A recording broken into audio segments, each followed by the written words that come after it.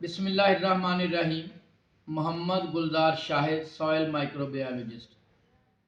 काश्तकार खादों के इस्तेमाल के बारे में सवाल करते हैं। नाइट्रोजन, फास्फोरस, पोटैश वाली खाद की अहमियत क्या है, इनको कब इस्तेमाल करना चाहिए, इनके कम्बिनेशन क्या हैं। अगर आपने कोई भी क्रॉप जो है इस लगाई है तो बवक्त काश्त कोशिश करें कि जिस तरह आप फास्फोरस और पोटैश वाली खाद डालते हैं उसी तरह नाइट्रोजन वाली खाद किस्तों में डालें। आप 1/3 से लेके 1/5 हिस्सा नाइट्रोजन वाली खाद, 1/3 तक से लेके 1/2 तक फास्फोरस वाली खाद और 1/3 जो पोटैश वाली खाद है वो वक्त काश्त डालें। उसके बाद आप इब्तदाई स्टेज पे और जब किसी भी क्रॉप की ख़ास तौर पे अनाज वाली फसलों का ये मिड लाइफ होती है, उनको दोबारा नाइट्रोजन, फास्फोरस और पोटैश की दोबारा उसी शिद्दत से ज़रूरत होती है, तो उस तनासब से उसको इस्तेमाल करें। जब आपको वेजिटेटिव ग्रोथ चाहिए तो वहाँ पे आप यूरिक नाइट्रोजन इस्तेमाल कर सकते हैं, और जब आपने रूट डेवलपमेंट करवानी है तो उसके लिए आप फास्फोरस इस्तेमाल कर सकते हैं।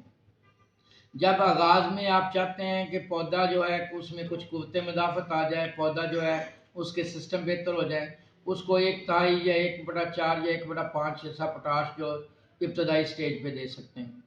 इसी तरह जब आपकी क्रॉप जैसे जैसे आगे चलती है, आपने कोई फल सब्ज़ी कोई चीज़ लगाई हुई है, आपकी ख्वाहिश है आपने कच्ची पिटाई आलूओं की करनी है, तो वहाँ पे आप आगाज़ में 35-40 दिन से लेके 50 दिन तक उसकी पोटैश वाली खाद मुकम्मल कर सकते हैं। अगर आपने उसको 120-130 दिन तक चलाना है तो फिर आपको अपनी पोटैश वाली खाद 40 दिन से लेके 70 दिन पे जाके मुकम्मल करनी चाहिए। इसी तरह आपने कौन सा कम्बिनेशन किस तरह से इस्तेमाल करना है ये आपके सामने होना चाहिए। कोहरा, ठंड वगैरह, शदीद गर्मी है तो वहाँ पे आपको नाइट्रेट वाली नाइट्रोजन ज़्यादा इस्तेमाल करनी चाहिए, अमोनिकल नाइट्रोजन ज़्यादा इस्तेमाल करनी चाहिए। वहाँ पे आपको पोटैश इस्तेमाल करनी चाहिए। जहाँ भी आप समझते हैं कि आपकी फसल स्ट्रेस में है, पानी का की स्ट्रेस है, पानी की ज़्यादती की स्ट्रेस है, मौसम की स्ट्रेस है, तो उसके लिए NKS कम्बिनेशन जो है वो दी बेस्ट कम्बिनेशन समझा जा रहा है कि नाइट्रोजन, पोटैश और आपने सल्फ़र जो है ये तीनों का कम्बिनेशन देना है। नाइट्रोजन वाली खाद, सल्फ़र वाली खाद, पोटैश वाली खाद जो है वो मिक्स करके आप उसको कम्बिनेशन की सूरत में दे सकते हैं। बहुत सारे मेहरबान जब सल्फ़र वाली खाद को फास्फोरस वाली खाद के साथ मिला के इस्तेमाल करते हैं तो चूँकि इनमें एंटागोनिज़्म है, एक दूसरे के बरखिलाफ़ हैं, तो सल्फ़र वाली खाद जब आप फास्फोरस वाली खाद के साथ मिला के इस्तेमाल करते हैं तो फास्फोरस वाली खाद की इफ़ादियत जो है वो बहुत कम हो जाती है। मसलन आलू की फसल में अगर आप ज़मीन की तैयारी के इब्तदाई मरहले में जब ने आपने 2-3 माह बाद आलू की फसल काश्त करनी है, अगर उस वक्त एलिमेंटल सल्फ़र या सल्फ़र डाल लेंगे तो उसका कोई नुकसान नहीं। लेकिन वही सल्फ़र अगर आप बवक्त काश्त फास्फोरस वाली खाद के साथ डालेंगे तो फास्फोरस खाद की जो अफादियत है वो कम हो जाएगी और उसकी फसल पे बड़े स्ट्रेस आएगी और आपकी जो खाद है वो ज़्यादातर फिक्स हो जाएगी, पौधों के लिए दस्तयाब कम होगी। इसलिए जब भी आपने सल्फ़र वाली खाद इस्तेमाल करनी है तो इसको फास्फोरस वाली खाद के साथ मिक्स करके इस्तेमाल नहीं करना। कई दोस्त ऐसे हैं जो मैग्नीशियम वाली खाद जो है वो पोटैश वाली खाद के साथ मिला के इस्तेमाल करते हैं, जो कि मुनासिब नहीं है। जब भी आपने कैल्शियम, मैग्नीशियम, बोरान इस तरह की चीज़ें इस्तेमाल करनी है तो वो पोटैश वाली खाद के साथ मिला के इस्तेमाल ना करें। अगर आपकी पोटैश की खाद की इफादियत बढ़ाना चाहते हैं तो उसको अकेला इस्तेमाल करें।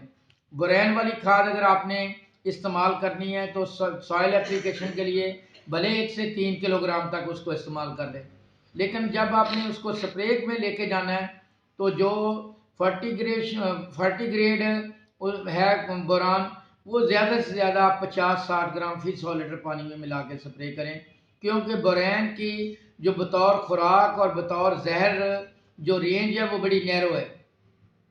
अगर आप 200 ग्राम बोरान भी आम क्रॉप पे, सेंसिटिव क्रॉप पे 100 लीटर पानी में मिला के स्प्रे करेंगे तो वो खराबी पैदा करेगी। हाँ, कुछ ऐसे ब्रांड जो कि फोलियर ग्रेड है उनको आप 2 से 250 ग्राम तक भी फी 100 लीटर पानी में मिला के इस्तेमाल कर सकते हैं। खादों के तनासब, खादों की इफादियत और खादों के कौन से कम्बिनेशन है, आपकी क्रॉप की ग्रोथ स्टेज कैसी है। मसलन अगर आप खीरा वगैरह, कोई सब्ज़ी वगैरह, मिर्च वगैरह, कोई चीज़ आपके टमाटर वगैरह लगे हुए हैं, आप चाह रहे हैं कि उसको फ़ौरी तौर पे आपने मैच्योर करना है, आप पोटैश वाली खाद ज़्यादा दे सकते हैं। अगर आपके आलू जो पोटैटो है जो टमाटो है, उस पे कोई ख़राबी आ रही है, वहाँ पे आप कैल्शियम वाली खाद ज़्यादा इस्तेमाल कर सकते हैं। अगर आपके खीरे जो है टेढ़े हो रहे हैं, तो वहाँ पे आप मोलिब्डेनम वाली खाद इस्तेमाल कर सकते हैं।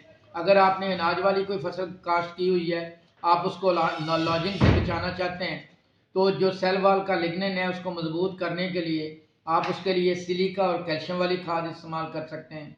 बीमारियों के लिए बीमारियों से कुव्वत मदाफ़त पैदा करनी है, फसल को मजबूत तवाना बनाना है, उसकी पैदावार को बेहतर बनाना है, वहाँ पे आप सिलिकेट वाली खादें भी इस्तेमाल कर सकते हैं।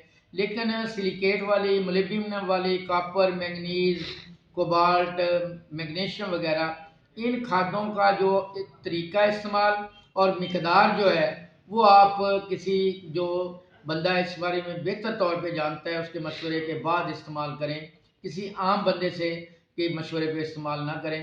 काश्तकार हजरात जब भी उन्होंने खाद के बारे में मशवरा लेना हो, तो मशवरा देने वाले से फ़कत एक सवाल कर लें, क्या आप सॉइल साइंटिस्ट हैं? क्या आप सॉइल माइक्रोबायोलॉजिस्ट हैं?